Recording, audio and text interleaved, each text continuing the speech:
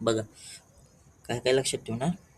द्वंद्व समासामध्ये सूत्र दिलेले आहे, त्याचं च अर्थी द्वंद्व. आता सूत्र तर आपल्याला समास प्रकरणामध्ये येत नाही, पण ते च अर्थी द्वंद्व कशासाठी दिलेले तर आपल्याला कळायला पाहिजे म्हणून ते त्या ठिकाणी दिले. च अर्थी द्वंद्व म्हणजे ज्या ठिकाणी च च हे अव्यय येत असतं त्याला द्वंद्व समास म्हणतात. दोन्ही जी पदं आहेत त्यांना समान महत्त्व असतं, सारखंच महत्त्व असतं दोन्ही पदांना. आणि हा समास कोणत्या दोन शब्दांमध्ये होईल तर जे शब्द समान पातळीवरचे असतील, समान दर्जाचे असतील किंवा एक दुसऱ्यासोबत ते एकाच रीतीने संबंधित असतील, त्यावेळेस हा द्वंद्व समास त्या ठिकाणी होतो. आणि ज्यावेळेस या समासाचा विग्रह केला जातो, तर या समासाचा विग्रह करताना सगळेच्या सगळे जे पद आहेत ते प्रथमा विभक्तीमध्ये येतात.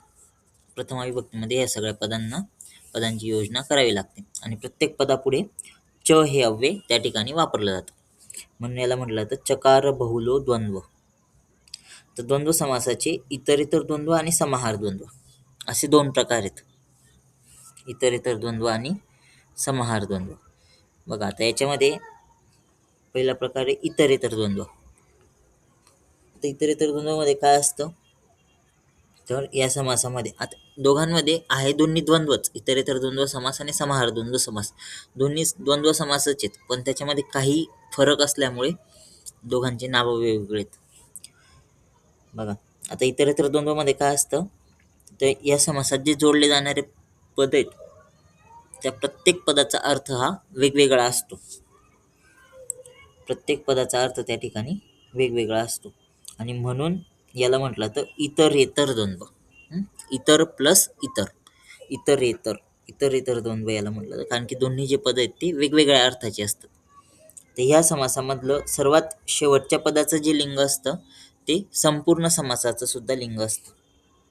शेवटच्या पदाचं जे लिंग आहे तेच संपूर्ण समासाचं पण लिंग असतं.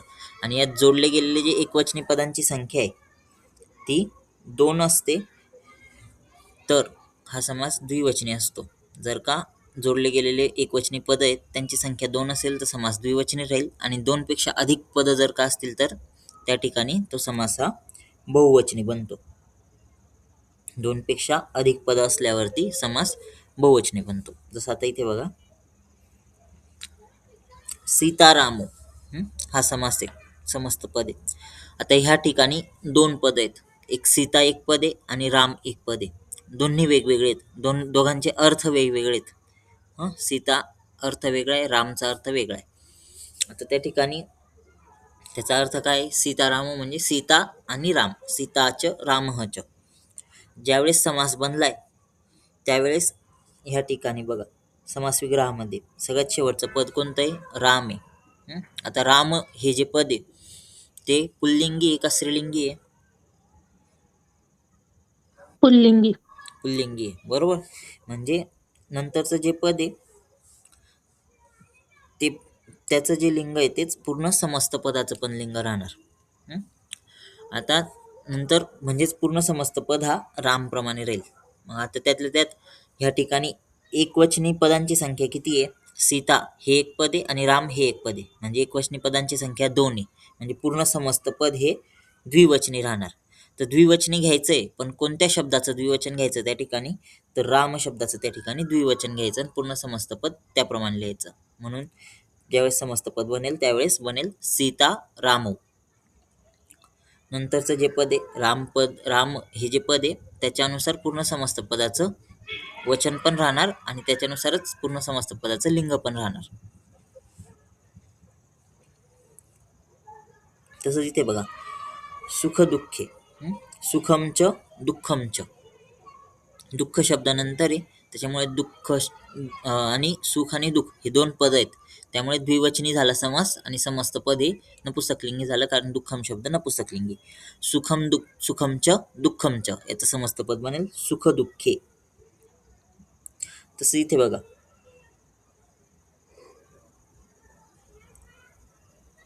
धर्मार्थ काम मोक्षाः याच्यामध्ये आता वरचे जे दोन्ही उदाहरणं होते सीतारामो सुखदुःखे याच्यामध्ये 2-2 पदं होते म्हणून समस्त पद हे द्विवचनी झालं. पण आता ह्या ठिकाणी बघा, धर्म, अर्थ, काम आणि मोक्ष हे 4 पद आहेत, म्हणजे 2 पेक्षा जास्त पद आहेत. दोनपेक्षा जास्त पद आहेत तर मग ह्या समासाचं वचन कोणतं आलं पाहिजे? बहुवचन. बहुवचन आलं पाहिजे, बरोबर. आता बहुवचन पण घ्यायचंय. आणि दुसरं, समासाचं लिंग हे कोणत्या शब्दाच्या अनुसार राहणार आहे?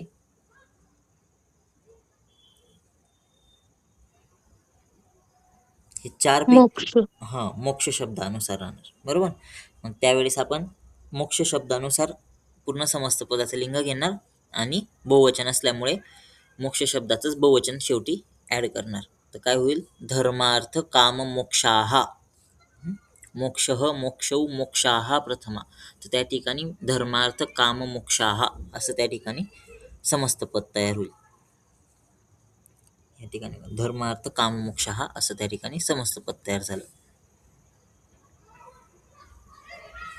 तसंच बघा ह्या ठिकाणी ईशकृष्ण.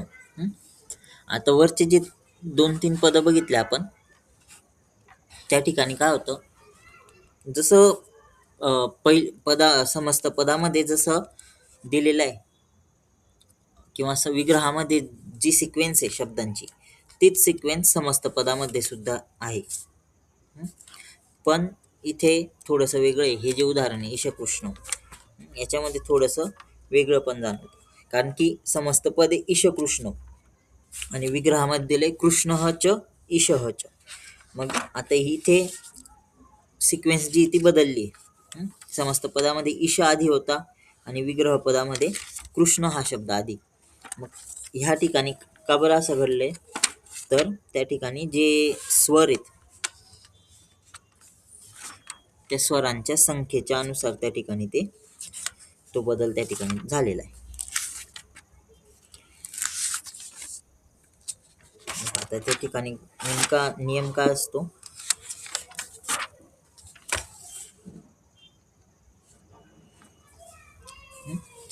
त्या ठिकाणी नियम काय असतो? स्वर ज्याच्या सुरुवातीला असा आहे असा शब्द म्हणजे अदंत म्हटला तर त्याला. आणि जो पण अजादी किंवा अदंत शब्द समासात असेल किंवा समास विग्रहात असेल तर तो आपण पूर्वपदामध्ये त्या ठिकाणी जोडत असतो. ज्यावेळेस समस्त पद तयार करायचंय त्यावेळेस आदी म्हणजे ज्याची सुरुवात स्वरापासून होते असा शब्द आपण समस्त पद लिहिताना आधी लिहितो. आता कृष्ण च ईशः च हा विग्रह आहे त्या ठिकाणी दिलेला. आता कृष्ण च ईशः च याच्यामध्ये स्वरापासून सुरू होणारा शब्द कोणता आहे? ईश. ईश. ईश आहे. म्हणून ज्यावेळेस आपण हे करणार, समस्त पद तयार करणार, त्यावेळेस नियम काय आहे? तर स्वरापासून सुरू होणारा शब्द हा समस्त पदामध्ये आधी घ्यायचा आहे. विग्रहामध्ये नंतर जरी असला तरी समस्त पदामध्ये तो आधी घ्यायचा आहे. तर त्याच्यानुसार आपण ईशः शब्द आधी घेतला आणि कृष्ण शब्द नंतर घेतला. ईशः च ईशकृष्णचा विग्रह केला कृष्ण च ईशः च किंवा कृष्ण च ईशः च हा विग्रह दिलेला होता, त्याच्यावरून आपण केलं ईशकृष्ण. तसंच आणखीन नियम काय आहे? आता खाली आणखीन एक बघा, शिव केशव हे त्या ठिकाणी समस्त पदे आणि त्याचा विग्रह दिलाय केशवः च शिवः च. आता इथे तर कोणताच शब्द स्वरापासून सुरू होणारा नाही.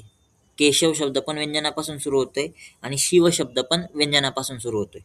वरती तर नियम लागला की स्वराने सुरू होणारा शब्द आपण समस्त पदामध्ये आधी घेणार, म्हणून ईशा आधी आला. मग इथे दोन्ही शब्द हे व्यंजनापासून सुरू होत आहे. मग इथे शिव आधी का बरं आला?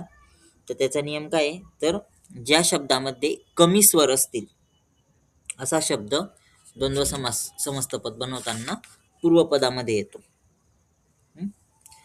ज्या शब्दामध्ये कमी स्वर असतील तो शब्द समस्त पदामध्ये आधी लिहिला जातो. मग आता इथे कोणत्या शब्दामध्ये किती स्वर आहेत कसं काढणार? तर बघा आता इथे केशव शब्द कसा तयार झाला? क प्लस ए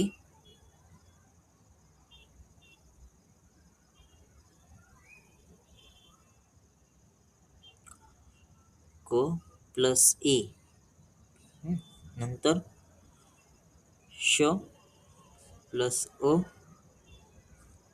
प्लस व प्लस ओ. हं? आणि शिव शब्द कसा तयार झाला? श प्लस ई प्लस व प्लस ओ आणि पुढे विसर्ग जो येतो अयोगवाही. आता कोणत्या याच्यामध्ये किती स्वर आहेत? केशवमध्ये किती स्वर आहेत? हा स्वर, 3. हा स्वर आहे, हा स्वर आहे. 3. शिवमध्ये किती स्वर आहेत? हा स्वर आहे आणि हा स्वर आहे. शिवमध्ये किती स्वर आले? 2. 2 आले. हा, मग नियम काय आहे? तर ज्या शब्दामध्ये कमी स्वर असतील तो शब्द समस्त पदामध्ये आधी घ्यायचा. हं? मग केशवच शिवहच याच्यापैकी समस्त पदामध्ये आधी कोणता शब्द येईल?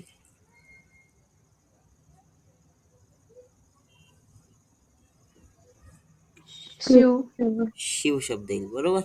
म्हणून ज्यावेळेस केशवच शिवहच याचा समस्त पद बनवलंय त्यावेळेस शिवकेशव शिव शब्द आधी घेतलेला आहे. तर हे एवढंच एक लक्षात ठेवायचं.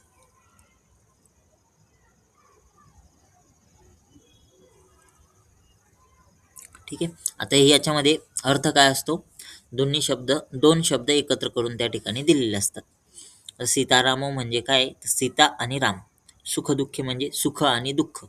धर्मार्थ काम मोक्ष म्हणजे धर्म अर्थ काम आणि मोक्ष.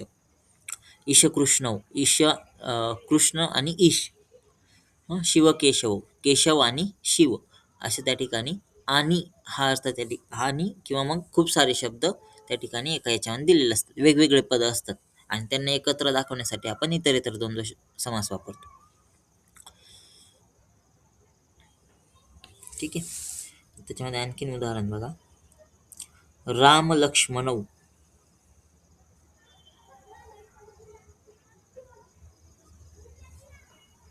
काय विग्रह होईल?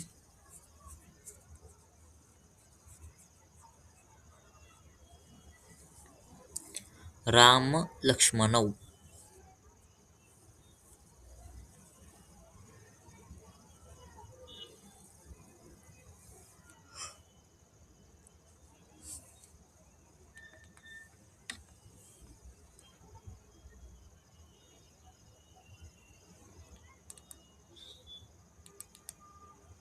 लक्ष्मणच्च रामच्च. हं?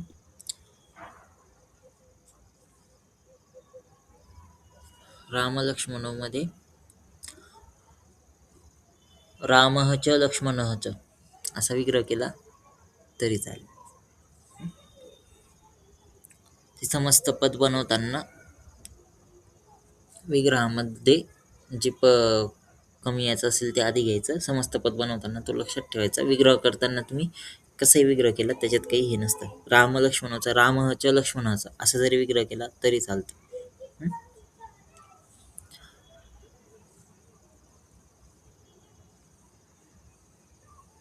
नंतर माता पितरौ.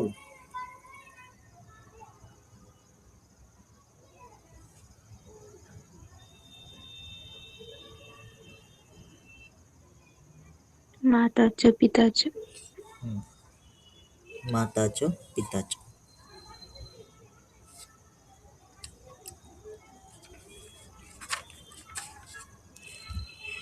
नंतर धर्मार्थौ.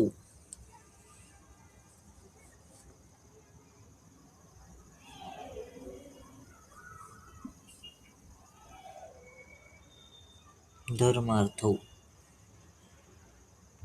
धर्माच्या अर्थाच. धर्मच अर्थच. नंतर वात पित्त कफम. वात पित्त कफाः. वातच्च पित्तच्च कफच. वातः च पित्तं च कफः च.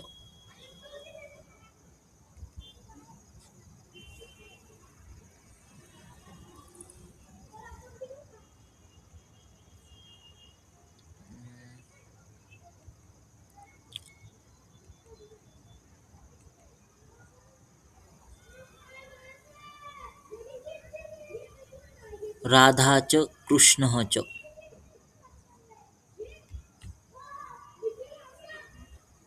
राधाकृष्ण. राधाकृष्ण.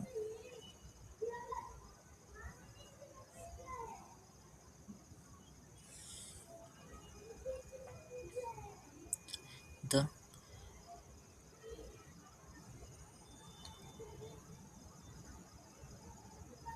पुत्रः च कन्या च पुत्रः च कन्या च.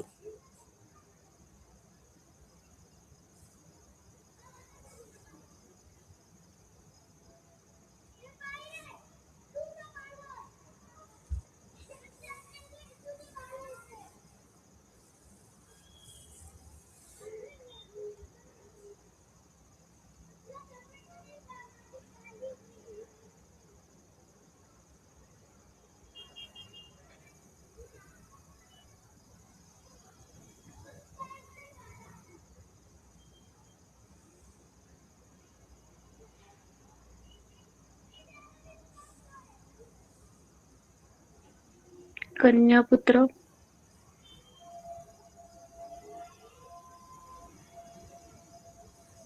हम्म,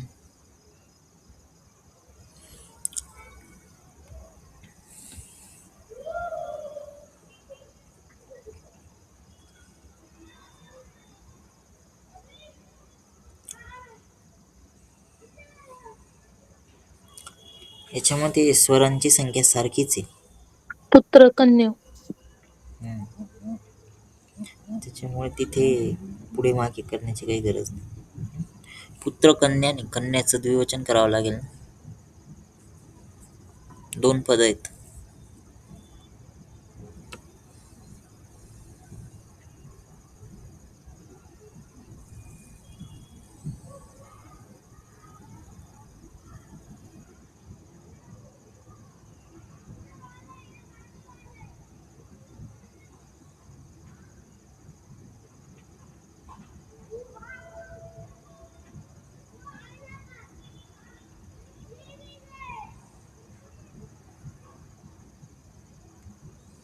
काय होईल कन्या शब्दाचं द्विवचन? कन्या. पुत्रकन्या. द्विवचन. पुत्र कन्या. हम्म? कन्या शब्द कशानुसार चालतो? पुत्र कन्या. कशानुसार चालेल कन्या शब्द? मालाप्रमाणे. माला. द्विवचन काय होईल? प्रथमा द्विवचन काय होतं? माला. मालाचं प्रथमा द्विवचन माले. माले. माले. मग कन्याचं प्रथमा द्विवचन काय होणार? कन्या. कन्या कसं काय होईल? कन्ये. कन्ये हो. कन्ये. कन्ये. मग पूर्ण समस्त पद कसं तयार होईल? पुत्र कन्ये. पुत्र कन्ये.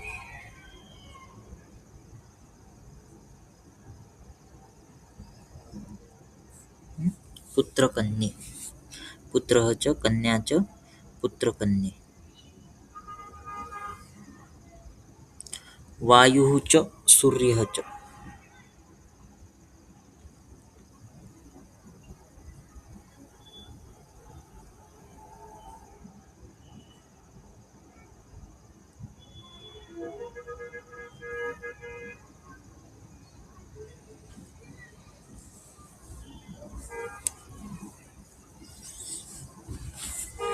वायू वायू सूर्य.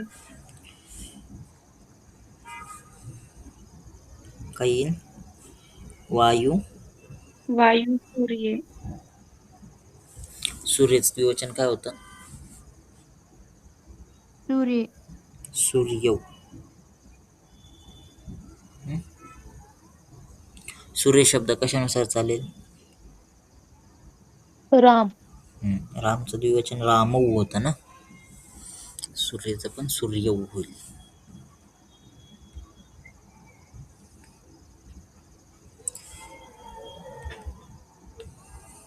आता राम लक्ष्मण भरत शत्रुघ्नः याचा विग्रह काय होईल?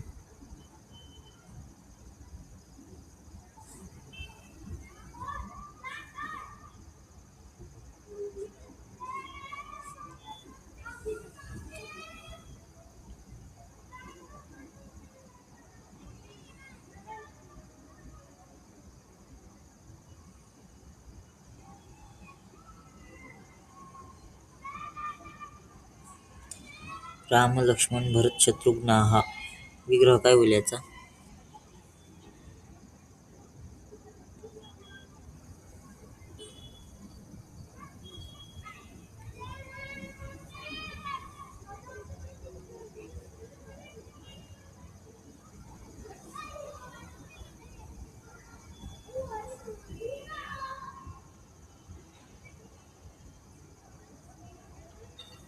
रामः च लक्ष्मणः च भरतः च शत्रुघ्नः च. बरोबर. रामः च लक्ष्मणः च भरतः च शत्रुघ्न.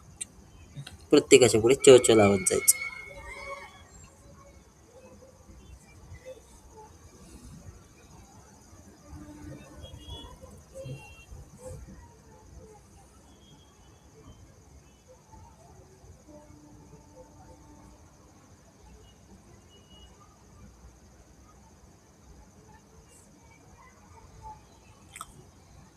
ठीक आहे.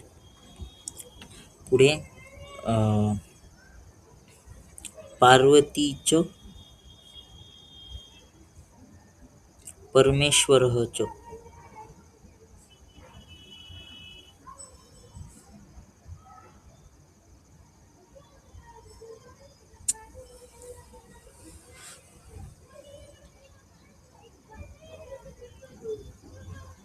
काय बनेल समस्त पद?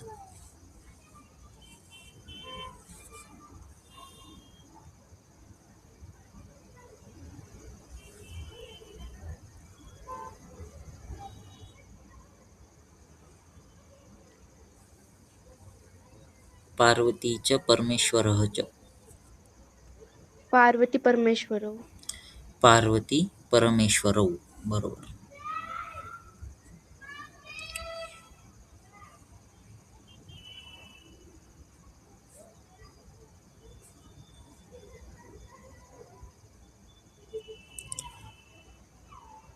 ठीक आहे.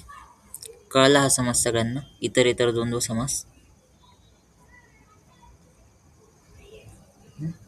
फोड करताना मध्ये कोणता अव्यय राहील याच्यामध्ये? च. च हे अव्यय राहणार. आणि हे च हे अव्यय या समासाचं एकमात्र आयडेंटिफिकेशन साईन आहे की ज्या ठिकाणी च हे चकार बहुलत्व दिसलं त्या ठिकाणी इतर द्वंद्व समास किंवा समाहार द्वंद्व समास असतो. ठीक आहे. हा झाला इतर द्वंद्व समास. याचा दुसरा प्रकार जो आहे द्वंद्व समासाचा तो आहे समाहार द्वंद्व समास. आता समाहार द्वंद्वमध्ये काय असतं? समाहारचा अर्थ काय होतो? समाहार म्हणजे काय? आपण द्विगु समासामध्ये पण बघितलं. द्विगुमध्ये विग्रह करताना आपण समाहार शब्द जोडायचो शेवटी. तर समाहार शब्द काय इंडिकेट करतो?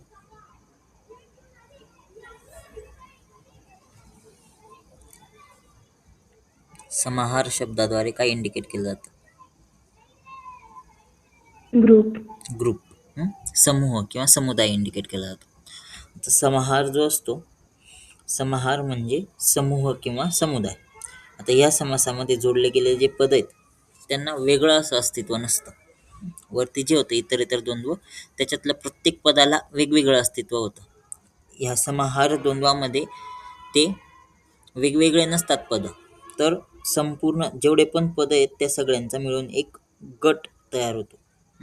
सगळे जे घटक आहेत त्या घटकांचा किंवा त्या पदांमधील जे घटक आहेत त्यांचा एक गट असतो किंवा एक समुदाय बनतो. म्हणून ह्या प्रकाराला समाहार द्वंद्व असं पण म्हटलं जातं. आता हा समास कसा ओळखायचा? तर समाहार द्वंद्व समास जो येतो तो नित्य एकवचनी राहणार आणि नपुसकलिंगी राहणार. समस्त पदाचं लिंग हे नपुसकलिंगी राहील आणि समस्त पद हे नेहमी एकवचनामध्येच राहणार. याचा विग्रह करताना संदर्भानुसार समासातील जी पदांची संख्या आहे त्याच्या अनुसार आपण एतयोः समाहार, जर का दोन द्विवचन असेल तर एतयोः समाहार किंवा बहुवचन असेल तर एतेषां किंवा एतासां समाहार हे शब्द त्या ठिकाणी विग्रहामध्ये वापरतो. जर का दोन ही समस्त समासातील पदांची संख्या 2 असेल तर एतयोः समाहार असं वापरतो, किंवा 2 पेक्षा जर जास्त पदं असतील तर त्या ठिकाणी एतेषां समाहार किंवा एतासां समाहार हे शब्द त्या ठिकाणी वापरतो. ठीक आहे. आता खूप वेळा काय होतं, शरीराचे अवयव सैन्याची अंग किंवा जन्मजात वैरभाव असणारे प्राणी, वाद्य, अत्यंत क्षुद्रवाचक प्राणी, ह्या सगळ्या हे असे जे शब्द आहेत यांच्यामध्ये जो समास होतो त्या ठिकाणी त्याला आपण समाहार द्वंद्व समास म्हणतो. मोस्टली शरीराचे अवयव, सैन्याची अंग, वैरभाव असणारे प्राणी यांच्यामध्येच तो समाहार द्वंद्व समास हा होत असतो. जसं आता इथे बघा, पाणीपादम, पाणीच पादौच एतेषां समाहार. तर ह्या ठिकाणी काय म्हटलंय, पादम म्हणजे 2 पाय, 2 हात आणि 2 पाय. त्या ठिकाणी पाणी शब्द बघा, ह्या ठिकाणी दुसरी विलांटी आलेली. पहिली विलांटी जी ते 1 हात दर्शवते, दुसरी विलांटी ही त्या ठिकाणी द्विवचन दर्शवते, म्हणजे 2 हात. आणि पादव शब्दामध्ये द्विवचन आलेले आहे, हात आणि पाय, 2 हात आणि 2 पाय असं मिळून त्या ठिकाणी तो शब्द तयार झालेला आहे, पाणीपादम. तसंच रथिका अश्वरोहम, रथिका अश्वरोहम मध्ये रथिकाहाच अश्वरोहाच, सैन्याची अंग त्या ठिकाणी आलेली.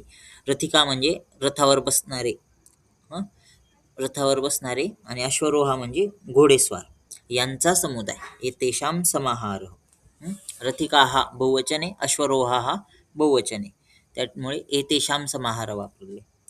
तसं इथे बघा, मुख नासिका, इथे परत अवयव आहेत, शरीराचे अवयव आहे मुख आणि नासिका. ते हे एकच आहे, मुख एक आहे, नासिका एक आहे, म्हणून त्या ठिकाणी द्विवचन म्हणून एतयोः समाहार वापरलेले. मुखम च नासिकाच एतयोः समाहारः. एतयोः, एतेषां हे काय आहे, तर एतत् सर्वनामाचे षष्ठीचे रूप आहेत. एतयोः षष्ठी द्विवचनचं रूप आहे आणि एतेषां षष्ठी बहुवचनचं रूप आहे, पुल्लिंगचं. तसंच शीतोष्णम, शीतम च उष्णम च एतयोः समाहार. शीत आणि उष्ण यांचं समाहार.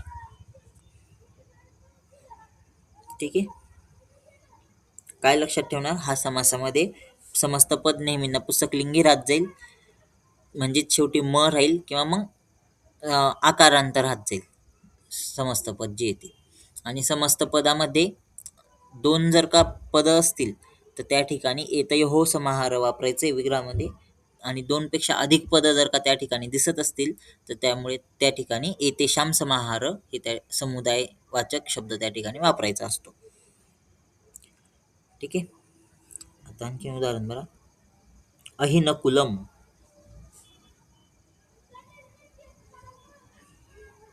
अहिनकुलम. अहि म्हणजे साप आणि नकुल म्हणजे मुंगूस. अहिनकुलमचा विग्रह काय होईल,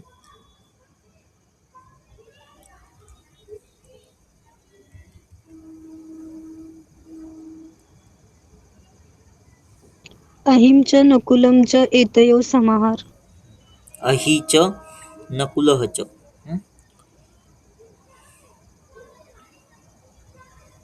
अहि च नकुलः च एतयोः समाहार.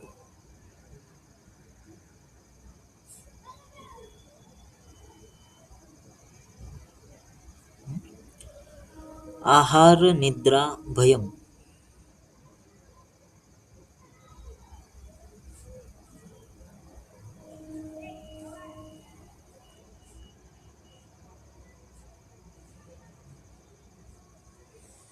काय होईल विग्रह,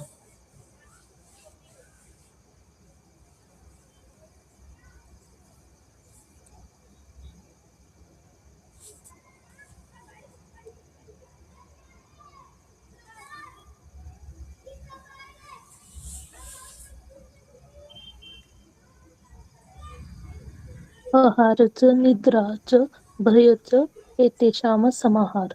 बरोबर. आहार च निद्रा च भय च एतेषां समाहार.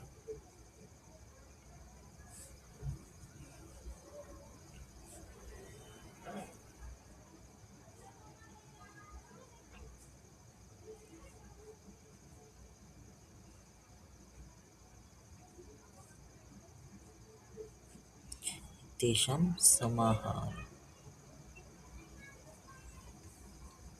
ठीक आहे. पुत्र पौत्रम,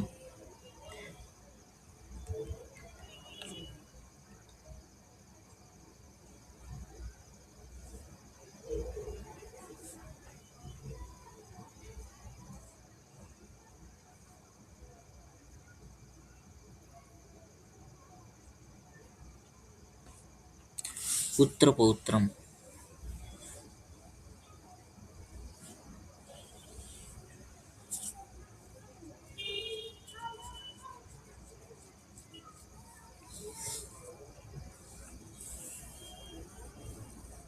काय होईल विग्रह याचा?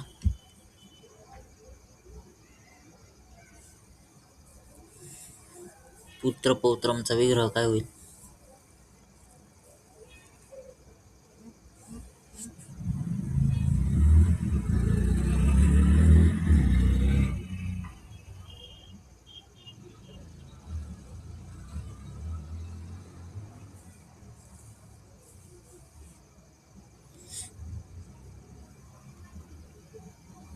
काय विग्रह होईल याचा पुत्र पौत्रमचा?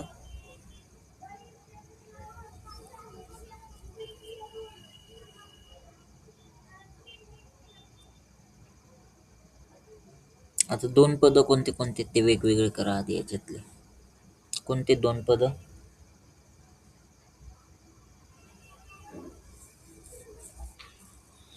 पुत्र पौत्रम मध्ये दोन पद कोणते आहेत? पुत्र आणि पौत्र. पुत्र आणि पौत्र. आता दोन्ही मिळून दोन आहेत, म्हणजेच काय येणार पुढे विग्रहामध्ये? समाहार. पुत्रच पौत्र. पुत्र च पौत्र च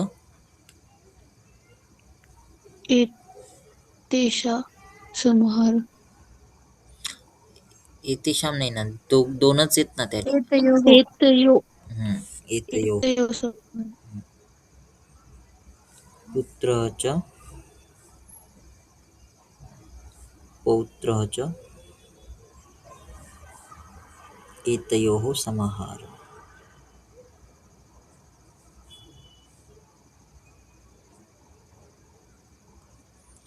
ठीक आहे. कळाला हा समास समाहार द्वंद्व.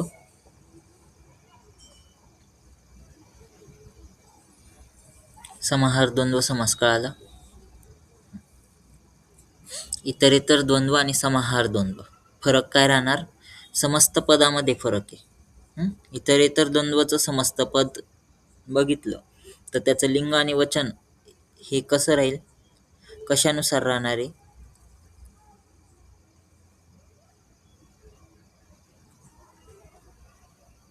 समस्त पदाचं लिंग वचन इतरेतर द्वंद्वामध्ये कशाच्या अनुसार राहतं, कशाच्या आधारावर राहतं?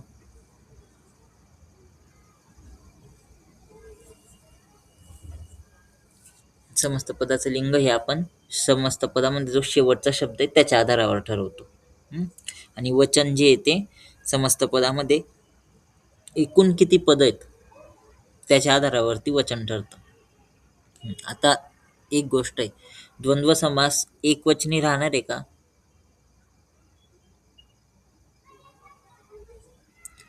द्वंद्व समास एकवचनी राहील का? नाही. नाही राहणार, कारण तो एकवचनी राहिला द्वंद्व होणारच नाही. नेहमी त्याच्यामध्ये दोन पदं राहतील मगच द्वंद्व होईल. द्वंद्व समास हा नेहमी द्विवचनी राहणार किंवा मग बहुवचनी राहणार, एकवचनी राहणार. दोन पद असतील तर द्विवचनी, दोनपेक्षा जास्त पद असतील तर बहुवचनी. याच्यामध्ये इतरेतर द्वंद्वामध्ये हे दोन पद असतील तर द्विवचनी आणि दोनपेक्षा जास्त असतील तर बहुवचनी. समाहार द्वंद्वामध्ये काय असतं? समस्त पद हे कोणत्या लिंगामध्ये असतं नेहमी?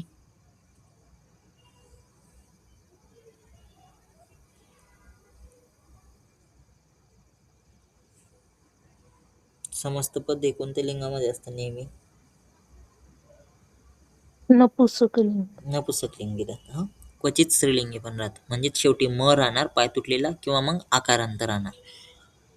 त्यातल्या त्यात समाहार द्वंद्व समास समस्त पदाचं वचन कोणतं राहत जाईल? एकवचन. एकवचन राहणार कायम. त्याच्यावरून आपल्याला डिफरन्शिएट करता येतं की समस्त पद कोणतं आहे, समाहार द्वंद्वाचं आहे का इतरेतर द्वंद्वाचं आहे. ठीक आहे. समाहार द्वंद्वामध्ये विग्रहामध्ये काय असतं? स्पेशली समाहार समूह दाखवण्यासाठी आपण विग्रहात काय वापरतो? कोणता शब्द वापरतो किंवा कोणतं फ्रेज वापरतो? एतत् शब्दाचं. हे तत्शब्दाचं षष्टी बहुवचन किंवा षष्टी द्विवचन. एतयोः किंवा एतेषां समाहार. ठीक आहे. कळालं हे? दोन्ही समास कळाले, इतरेतर द्वंद्व आणि समाहार द्वंद्व. आता याच्यामध्ये ज्यावेळेस समस्त पदाचं नाव लिहायचं असतं ना, त्यावेळेस पर्टिक्युलर जे आहे ते नाव लिहायचं. इतरेतर द्वंद्वाचं उदाहरण असेल तर इतरेतर द्वंद्व लिहायचं, समाहार द्वंद्वाचं उदाहरण असेल तर समाहार द्वंद्व लिहायचं. ठीक आहे. हे 2 प्रकार कळाले द्वंद्व समासमध्ये, इतरेतर द्वंद्व आणि समाहार द्वंद्व.